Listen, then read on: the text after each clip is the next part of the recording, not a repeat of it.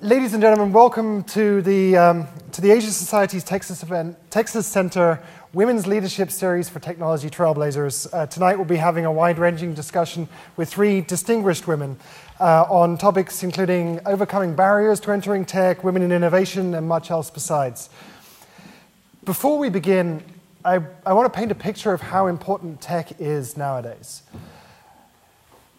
By some estimates, tech firms now account for more than half of all US economic growth. Of the other half, about 80% is also attributable to technology in some other form, usually automation, information, communications, etc. Tech is what is driving America forward. Since about 1980, we've had this structural shift in the US economy, and this is now the way it is. There's no going back. The five biggest firms are all now tech firms.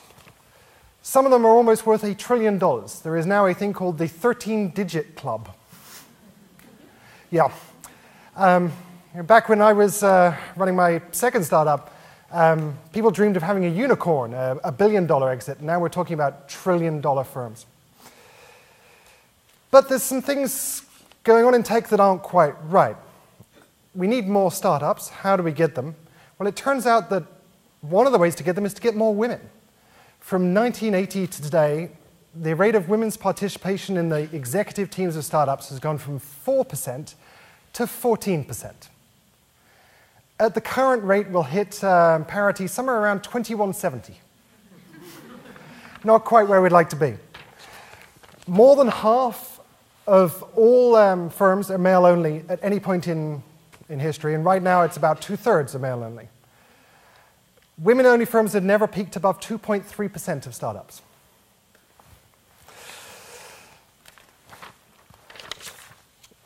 Women's startups are different from men's. This accounts for some of this, but not all of this.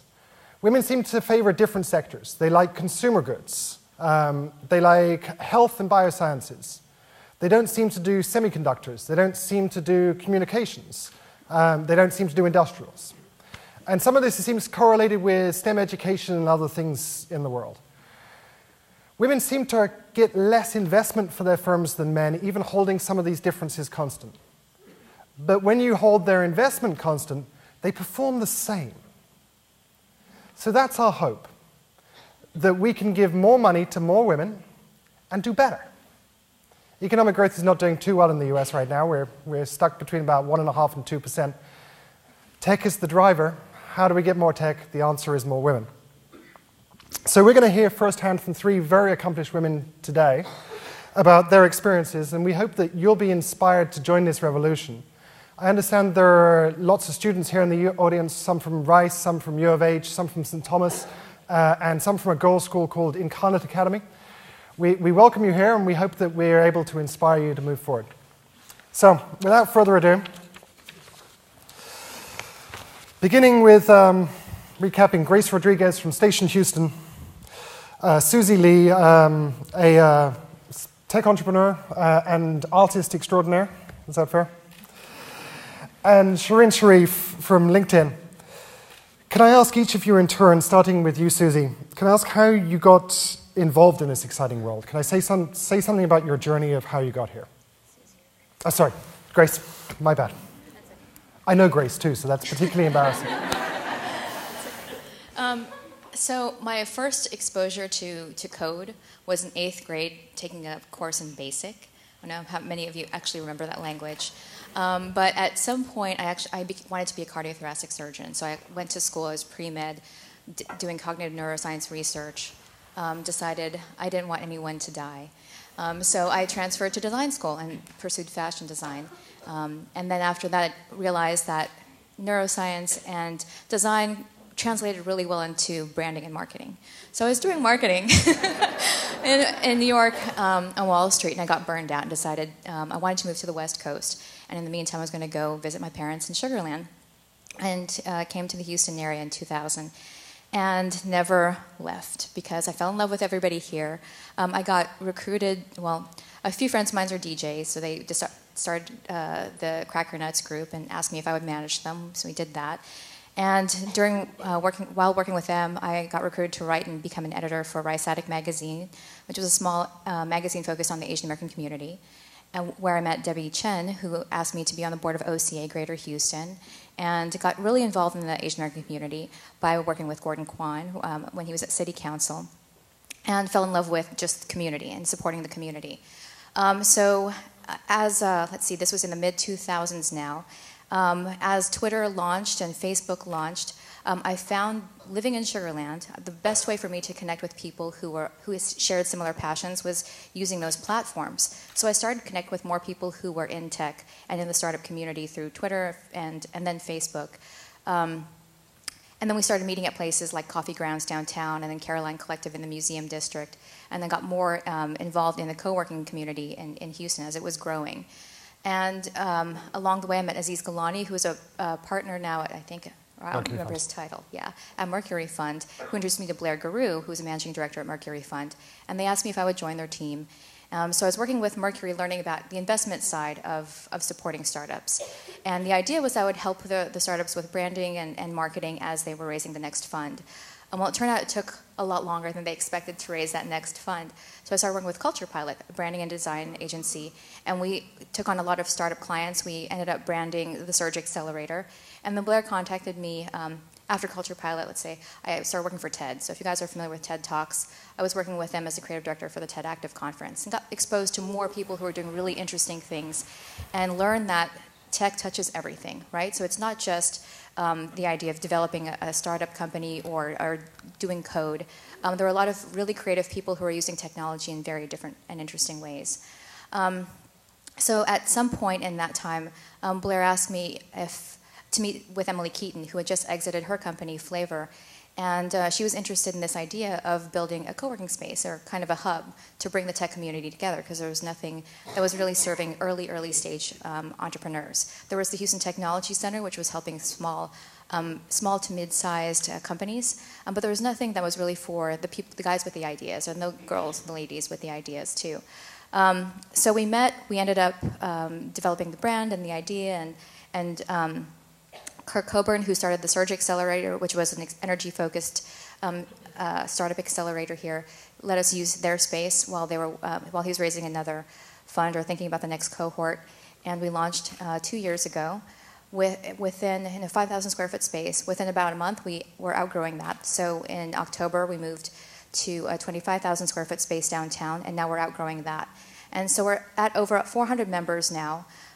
We have, out of 275 member companies, 26% are women or women-owned. Women entrepreneurs are women-owned.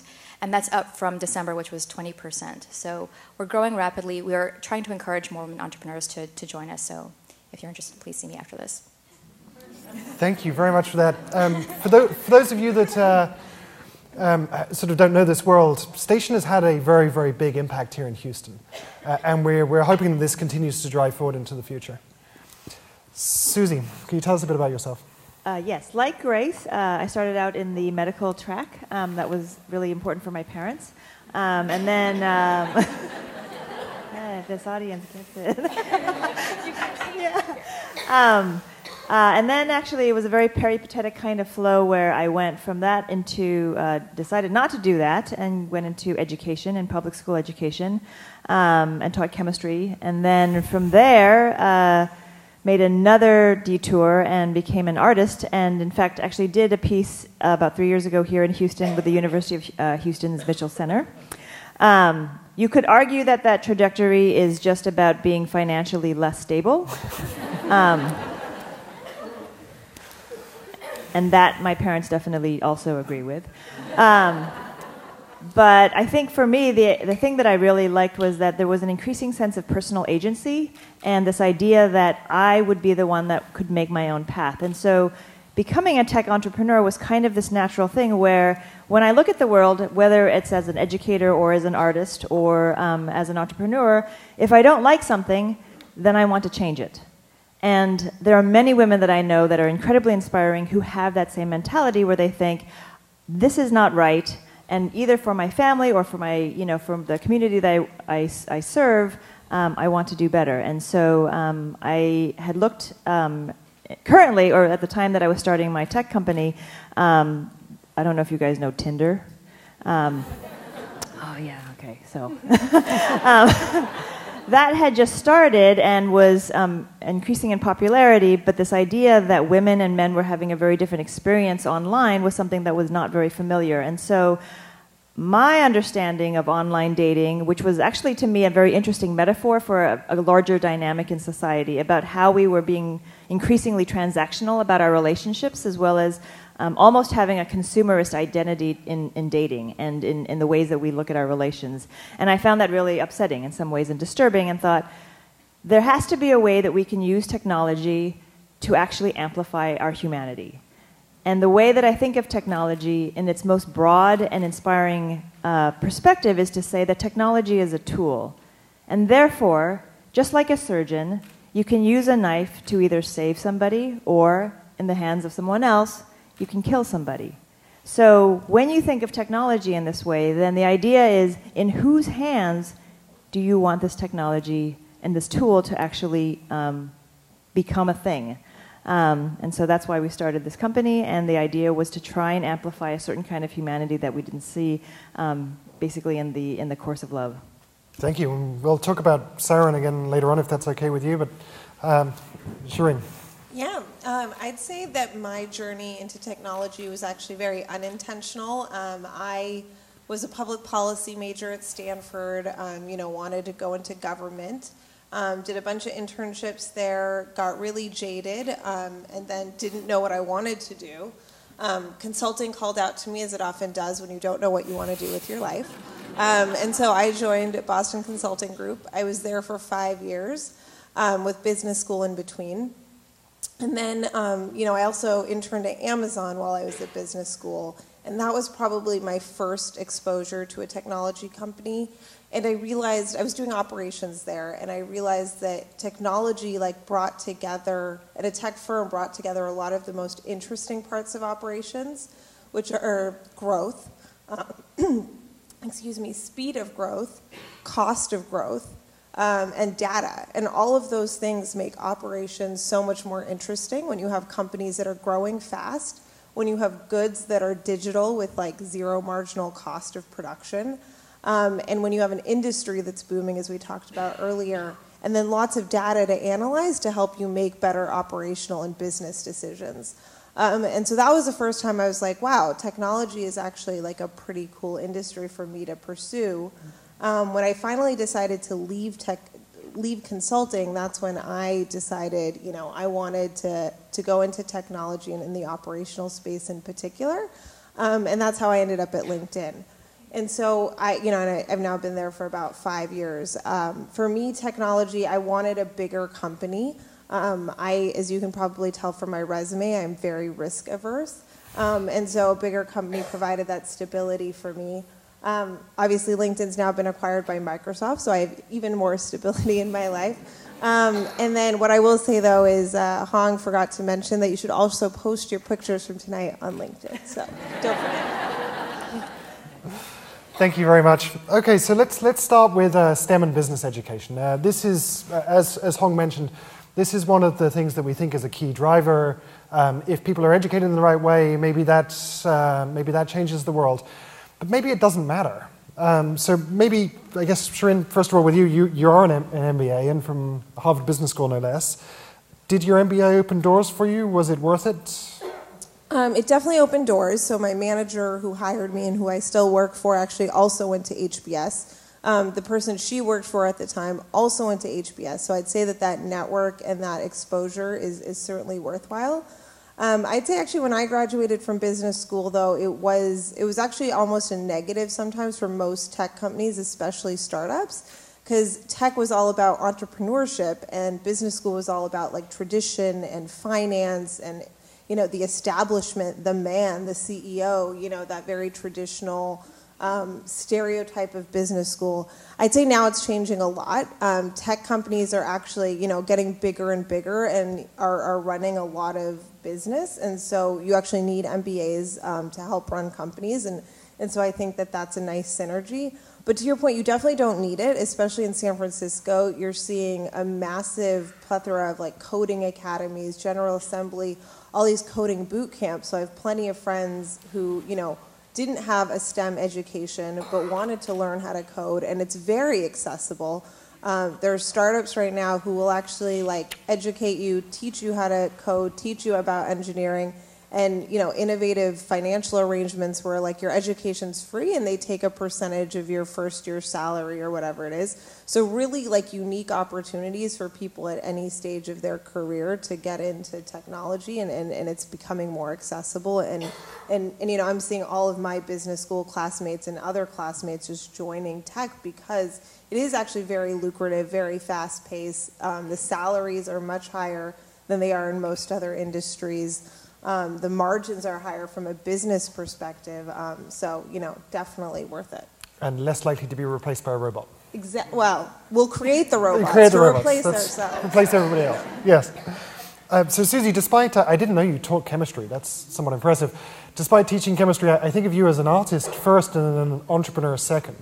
Can you talk about the commonalities between those two paths and were you missing anything coming from art, or did art give you creative problem solving?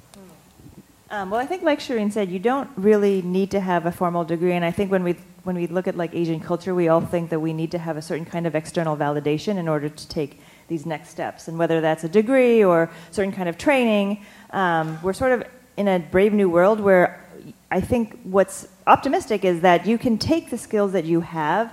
And what I've seen in the entrepreneurial world is like you can be a mother for 15 years and those skills can apply to your business idea. And in fact, everything that you've done for those 15 years are absolutely necessary and important in an entrepreneurial sense. I came into art actually without formal training either. So for me, the idea that there's this iterative, very dynamic approach to problem solving is much more interesting than saying you have this toolbox and maybe or maybe not you're going to use the tools.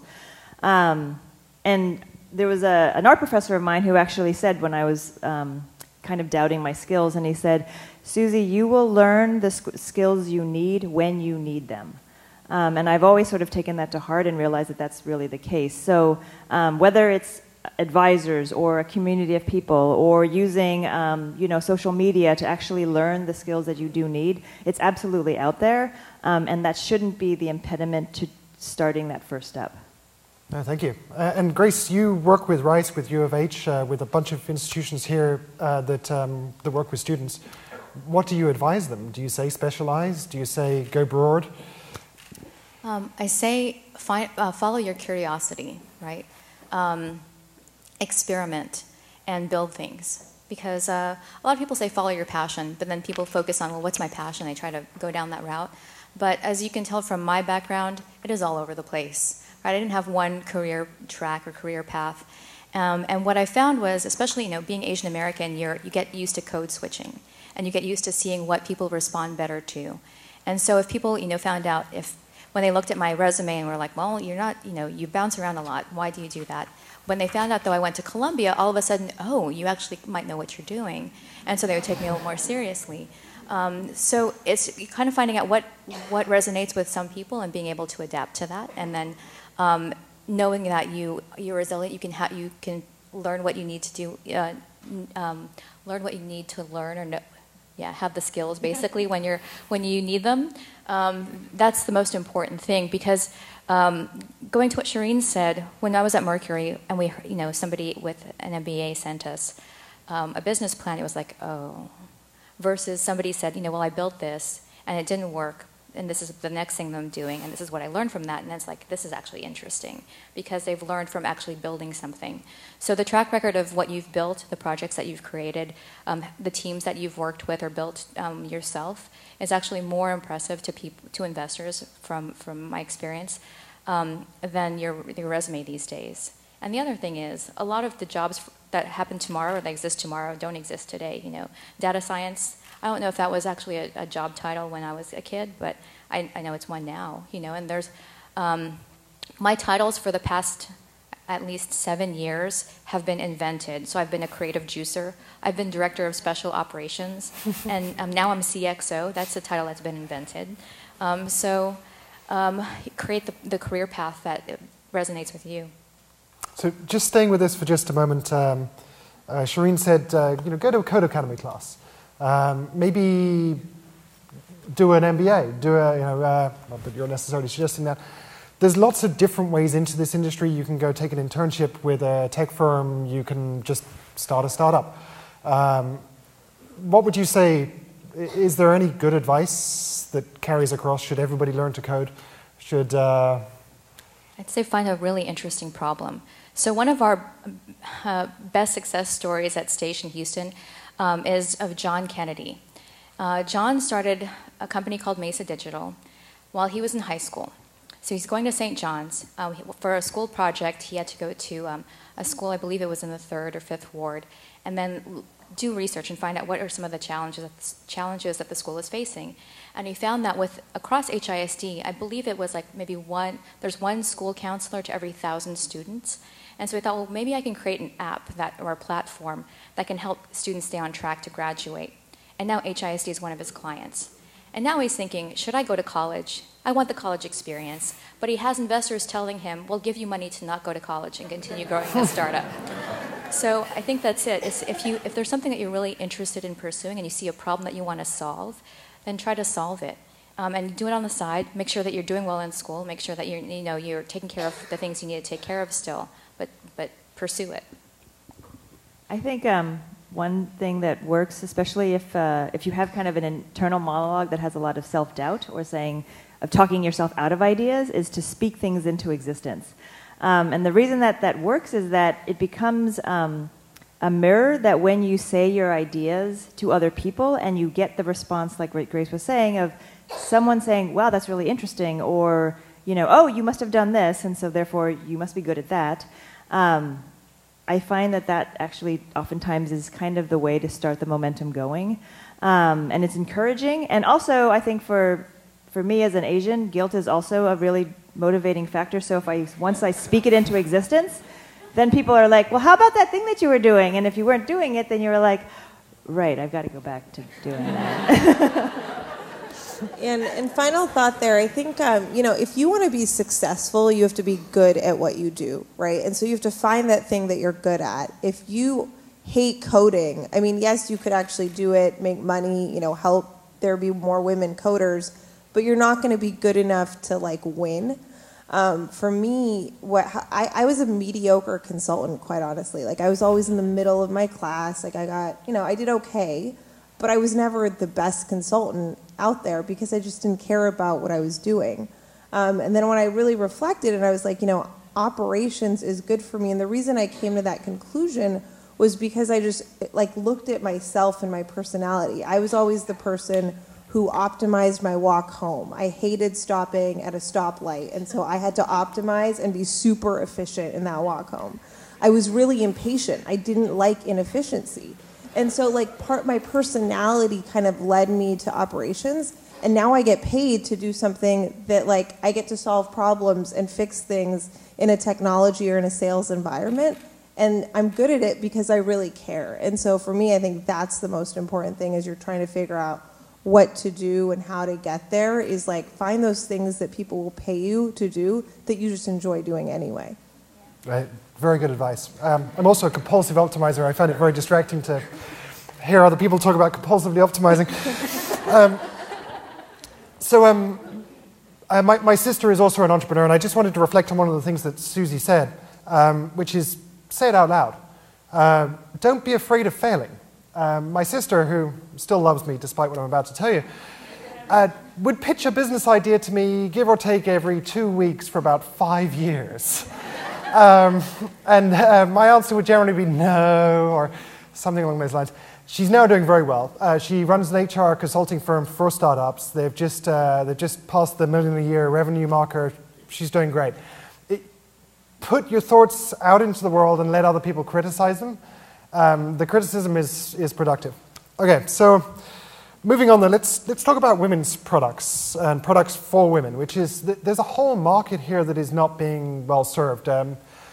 Susie's firm Shirin closed its doors, but after losing a lot of other people's money, which is a huge win in our world. You know, if you don't manage to lose anybody's money, you're not really succeeding. If you lose a lot of other people's money, that's like 95th percentile. This is what I tell myself every night. But Susie's firm was different. It focused on women's products. She realized there was a value in the world that she could see. And can I get you to just, maybe starting with you, Susie, can I get you to think, how big is this market? Should these products be designed by women? What is missing here? Oh, well, I mean, whenever you look at anything and you're like, that clearly was not designed by a woman, right? And every woman here is nodding, and you can talk about 10, 15 products that you know off the top of your head. There's a small baby cooing right now. That's my 4-month-old. And now I'm looking at all the like parent products, and I'm like... and every 10 minutes I say, that was not designed by a woman. So it's absolutely important, and I think both Shirin and Grace can talk about the idea that to have diversity at the table when you're generating ideas is absolutely important, because you may think that you're open-minded about things, but there's many things that I would think of that, for example, my male comrades wouldn't like. They just wouldn't necessarily think about it in the same way. I'm short, so I might think about something in a different way height-wise than somebody who's taller would. And so when you think about diversity in terms of perspective, there's a lot of untapped markets there. So yeah, absolutely. Grace, your thoughts? I think there's a lot of opportunity there, because since Silicon Valley has been kind of dominated by men for the past several years, there are so many opportunities to create new solutions to problems that women face, and you can capture at least 50% of the market for that.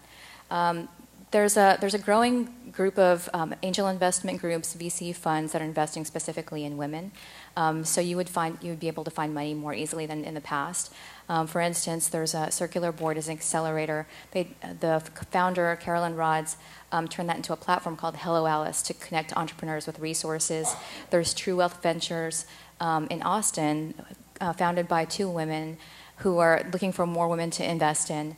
And they're also looking at areas to invest in that are around products that specifically serve women, like they call it femtech and famtech, so for families, and also looking at solutions in the caregiving and the medical space. Shirin and I were talking about this during the break. Do you want to talk a little bit about that? Sure. I'm actually looking at joining a startup called Honor, which is looking at home care. It's actually run by men, but one of the things I do like about it is that there are women on the exec team, and I think that that's super important, but it's in the home care space, and so, you know, in line with the aging population and using technology to help solve that problem. So we're going through our time much quicker than I thought I would. Let's just come back to you, Shirin, for a moment and get an insight into what it's like at a big tech firm. Tech firms are perhaps better in equal pay, equal opportunity. Could you speak about that in LinkedIn, and do you think it's representative of the rest of the industry? Sure. I mean, I feel very fortunate because I think LinkedIn's great. I think it definitely depends on the company and the leadership.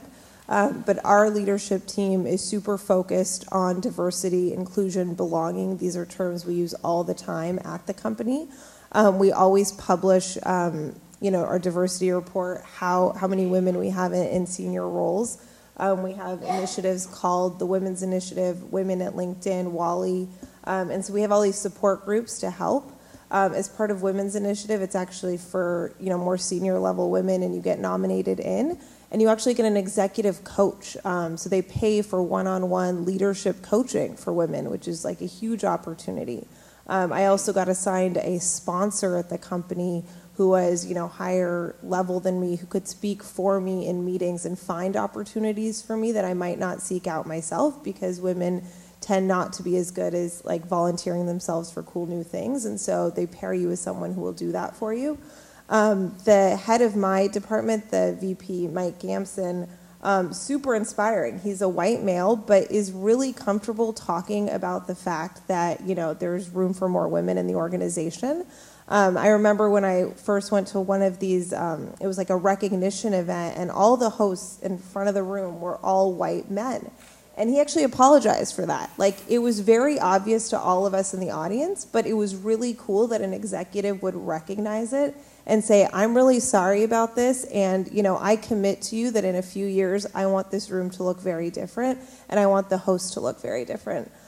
He also has committed to the company that he will never speak on a panel where there are no women panelists.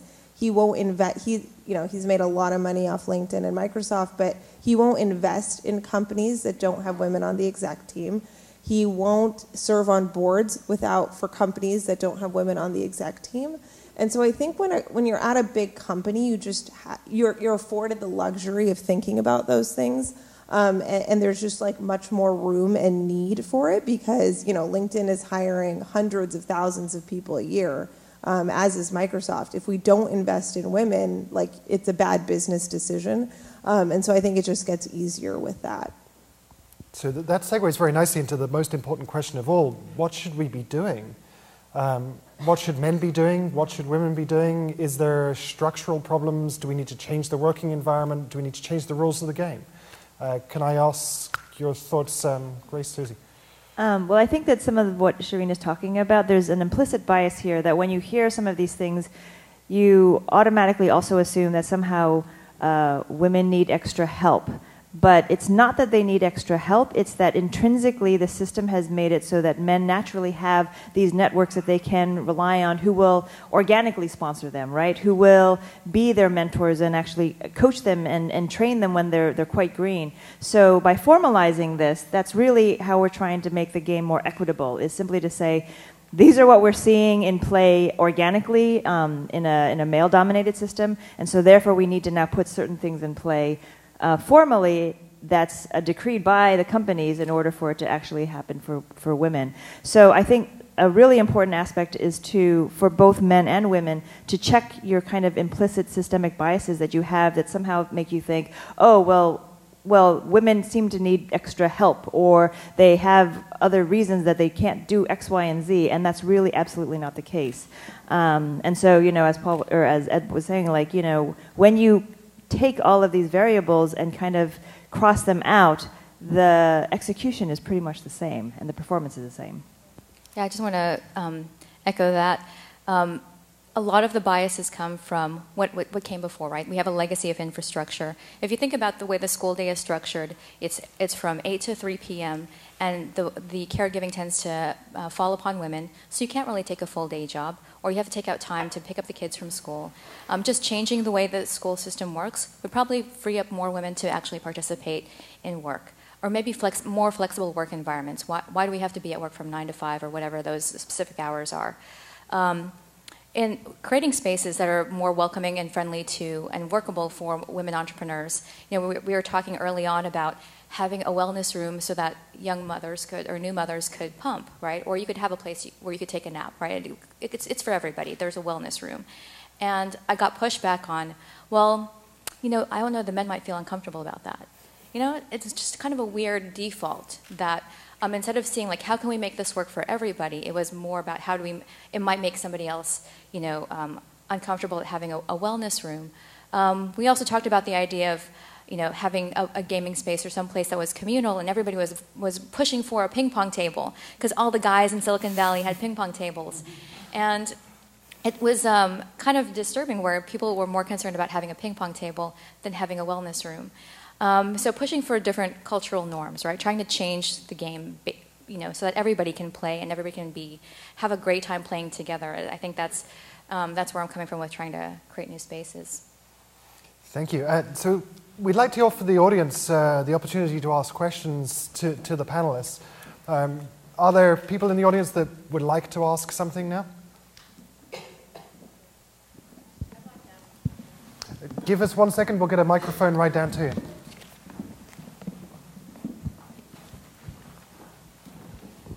Okay, I'd love to get one or all of your opinions on net neutrality.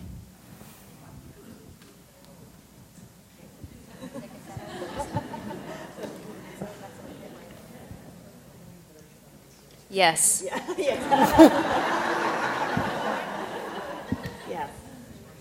Agreed.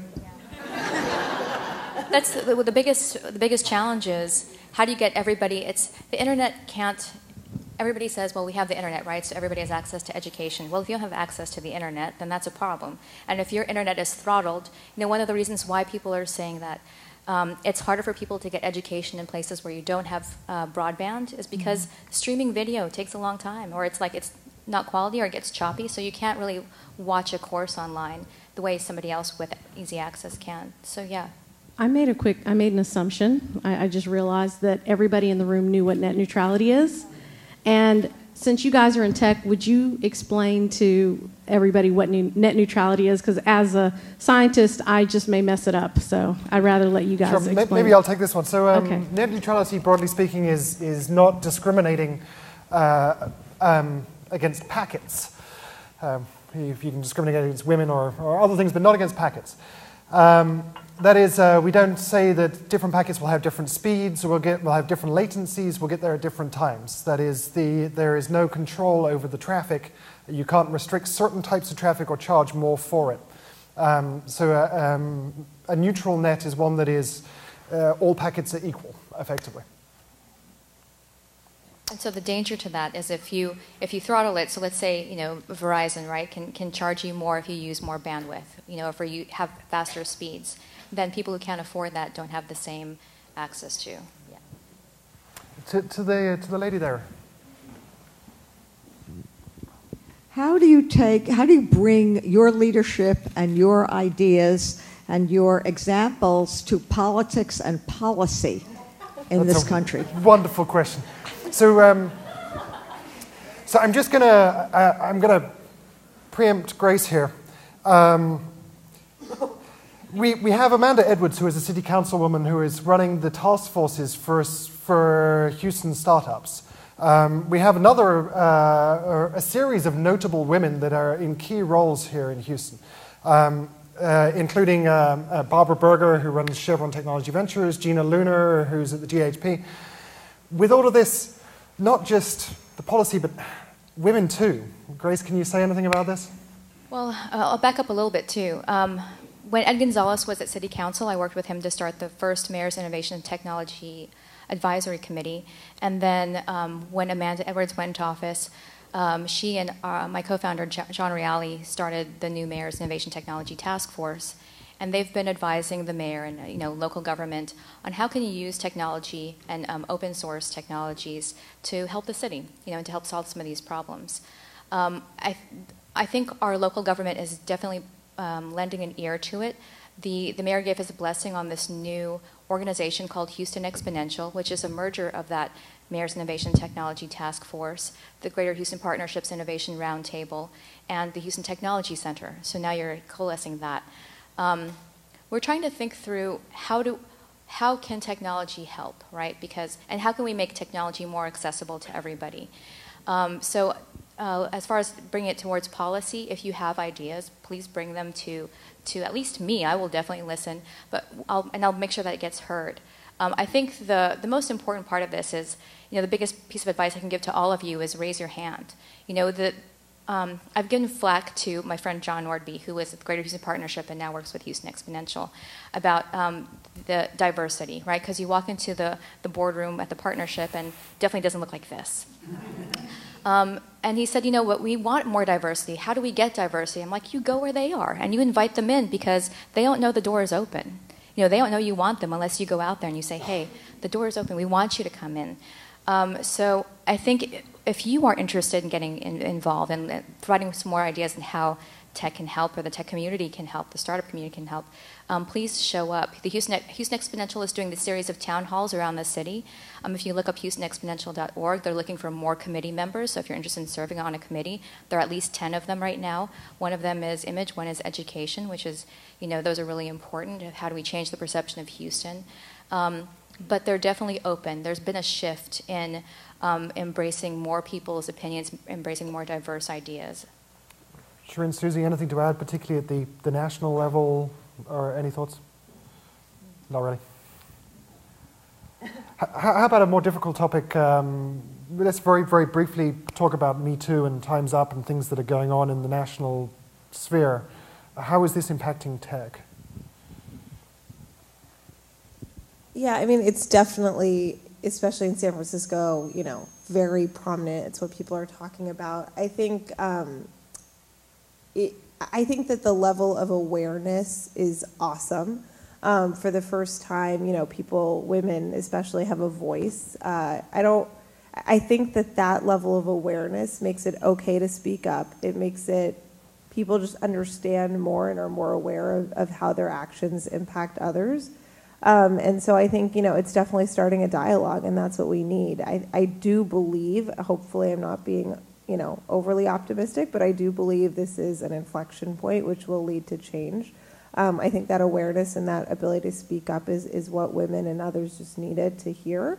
And so, you know, it's definitely starting a wave. I think it becomes even more important as a leader now to talk about diversity, inclusion, and belonging, though. So, you know, as a manager of real people, like, it's actually a little harder because you have to, like, think about more things now, and people ask harder questions, and you've got to figure out how to answer that. So I think we actually need a lot more, you know, coaching and guidance to our managers and our leaders of organizations, but it's great. It's a great change that we're seeing. Yeah, and I think also to the point of, like, policy and change, I mean, Me Too is part of this. I mean, and all of you are familiar with this idea and this movement. And if you're not, basically it's that there have been a lot of crappy men doing a lot of crappy things to women for many, many years. And it's finally coming out. But I think that the idea is that, you know, there's a certain kind of inertia and laziness that was allowing this to kind of fester. And finally, everyone is basically saying, enough. And we need change. And that change actually happens not only at a policy level, but also as an individual level. And, you know, these hard questions are actually even questions of taking an accounting of your own soul. Like, where are you trying to make things better and to change as an individual, and not to be fearful of these things, because there is a better place that we will come out of if we all decide we don't want this anymore. And to add just a little bit to that, it showed the flaws in the system. It showed that the system was broken, because I think previously, whenever a story would come up, you would think, oh, that's an isolated incident. But now, with so many women coming out through the Me Too movement and sharing their stories, people are now seeing how systemic and how broad it was. And it has led to more women being taken seriously. And I think that's a very positive thing, that women are now that we are being taken seriously, now we can start saying, well, these are all the issues, and we can't address them all at the same time, but, you know, at least let's acknowledge that they exist. And let's start solving these problems together. You know, you talked about allies, and you had mentor and sponsors before, but I think that's one of the most important things that we can all do, is either look for a mentor or be a mentor, look for a sponsor or be a sponsor, look for peers. A lot of times there's a danger of things being polarizing, where it's just like it's us against them, but I think the more that we see it's us and them, and we are working towards this. You know, I hesitate to say that it's bad men, but it's bad behavior, definitely. And it's men who've been doing it for a really long time, where it's just a part of them. But I don't think everybody is you know, 100% bad. It's just, how do we start making it unacceptable to do that behavior and to continue supporting or letting that behavior slide? So we had a call about a week ago, and one of you pointed out to me that men don't mentor women enough. So you know, it's not just bad attention, it's also not good attention, right? That one of the ways that we can change this world, a lot of men will mentor new men, but couldn't you just step up and mentor a young lady? And I after you told me this, I realized I've almost been guilty of it myself. I mean, I have a lot of students, I try to get them all equal attention, but naturally the guys self-select into, you know, I want to come do research with you, yeah. Okay, any other questions from the audience? Yes, lady down the front here. So, welcome to all of you. We have so many students here in the audience. What would you recommend as far as courses that they could consider taking, career paths, maybe internships, or certain areas that you may have, you know, wished you had done or maybe did do, that you could sort of guide them, maybe to assist them? Because many people go into careers for tech or take classes, but sometimes they have to go through several years of doing things before they actually get to where they realize they want to be. So what would you guide them in that area? I have a pretty easy and relevant one. Make sure you have a LinkedIn profile. Make sure you have a photo on your LinkedIn profile. Those are easy ones. Headlines on your LinkedIn profile. I know I'm being slightly facetious here, but it actually does matter. I mean, part of my job is actually selling our product to recruiters and HR, and tech is obviously a big part of that. And it is your public identity, and it's it's not your Facebook profile, so take it seriously. Put courses that you've done on there. Make sure you take classes on. We have a LinkedIn learning platform now. You can gain skills on the platform. We have publishing. You can actually publish your own work if you have thoughts, and that's a great way to get exposure. Sharing. You can share videos now. You can share PowerPoint presentations, photos, creative work is very welcome. And so I do think that that's a very easy and small first step. I think also for students, it's not just taking the classes, but it is being proactive about engaging in a dialogue with your professors and advisors, and really seeking them out to develop a relationship, because we all know how powerful our networks are. And when I look back at my college and grad school careers, I had amazing professors that I just sort of sat passively and took notes, but never went up after class and said, could I, take you to coffee and ask about X, Y, and Z? And if I could do it over again, I absolutely would have done that. So, I always tell the students that I talk to, especially if you're in a smaller class, absolutely take advantage of that knowledge. And as young women, I think it tends to be something where there might be a slight intimidation factor, and overcome that and just start that conversation, because the worst that they can say is, no, I don't have enough time. I would say take a class that requires you to do poetry, because a lot of developers will tell you that poetry is code, because it teaches you how to edit, and coding is about getting clean, streamlined commands in there so you can edit. It teaches you how to think. Also, do something that requires you to be in a lab and experiment, because the scientific method is one of the best ways to learn how to have a hypothesis, try something, do it, and then learn from it. And that will make you one of the best entrepreneurs on the planet if you can just do that. And make sure that you network, you build a community of peers, and it's not just of other students, but absolutely talk to your teachers and engage in that conversation. So likewise, I would say go broad. Being an entrepreneur is not just about knowing marketing, or just about knowing finance, or just about knowing engineering, or just whatever. You need it all. The more, the better. Can I add one more thing? And if you go online and you find websites that you like, right-click and view source, and then see what it's built on, because there's so many languages out there that if you really want to do code, find the language that you can actually build a lot of really interesting things that you're passionate about on. And a reoccurring theme through these answers, perhaps with the exception of LinkedIn, entrepreneurship is experiential learning. Go and do it. Learn how to code. Learn how to put yourself forward with your professor. Go and engage. You've actually got to experience the thing. That would be my advice. Put yourself forward and actually do it. Yes. Can we take someone from up at the back there? Maybe the lady in the really difficult to get to orange shirt. Is that possible? How about we take the gentleman right there in the meantime while we're getting to her?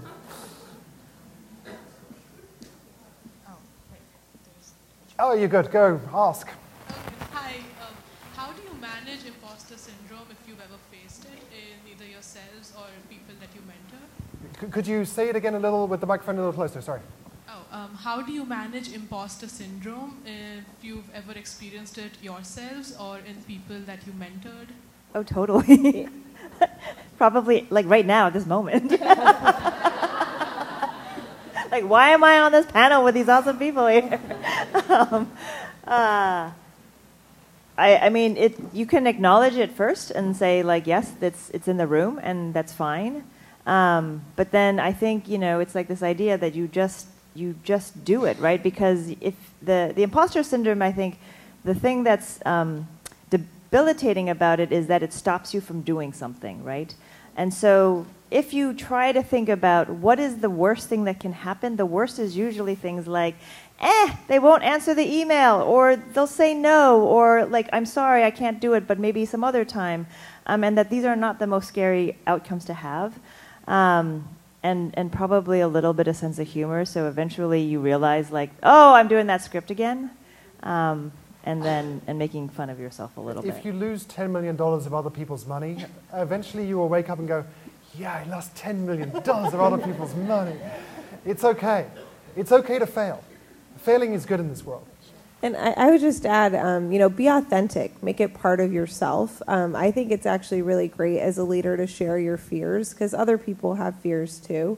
And so I agree, just put it out there. I think in my career, I got promoted once and I became a manager to people who used to be my peers. And that was really hard. It's like weird to, become someone's boss who used to be your equal, and you're like, whoa, this doesn't feel right. But like, I shared that with them. I was like, I might mess up here. I'm really sorry. I want you to be really honest with me. If I'm a terrible manager, tell me. And I think they appreciated that honesty, because it was weird for them too. And so I think it's just part of who you are. And as women, that's actually pretty unique about us, that we're willing to share some of those fears. So I think it just adds to our broader, compassion and empathy. One more thing is to know what you have to offer. Because if you know, like, I'm not good at all those other things, but I'm good at this one thing, it gives you a little bit more confidence. Fun fact, when I was working for Gordon and we would go to an event, people would always think I was either his intern or his daughter instead of the community liaison. But I would just talk to them as if you were my peer. These were people who were senior officials and all the rest.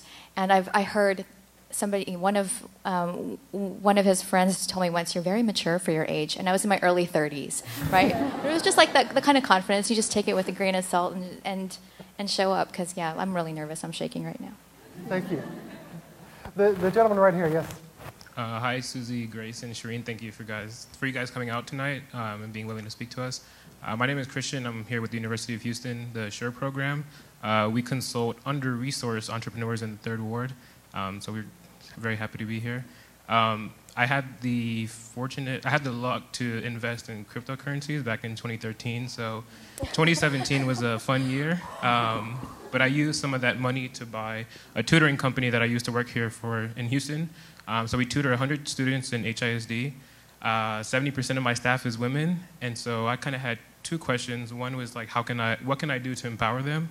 Because I want them to be confident in decision making, and they don't have to call me to make decisions. I trust their intuition. So what can I do to empower them?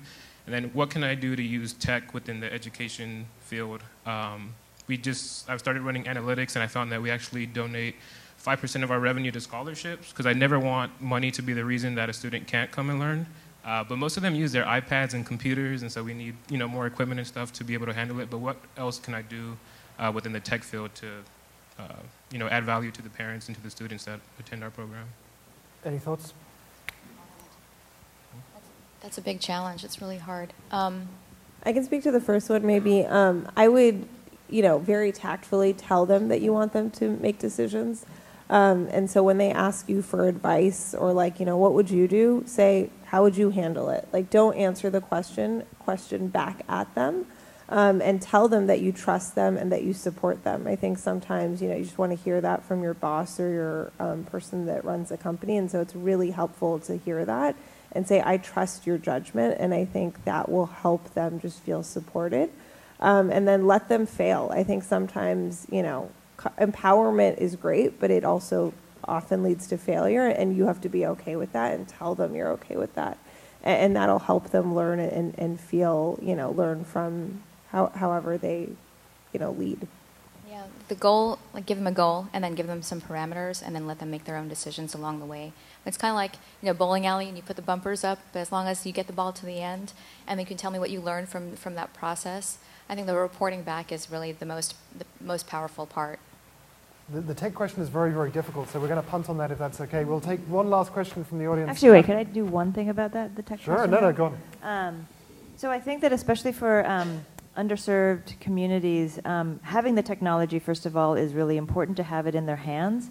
But beyond that, I think it's really to make sure that there's a balance when you have that conversation, that the learning and the facts are all there, right? Like anyone can Google facts now.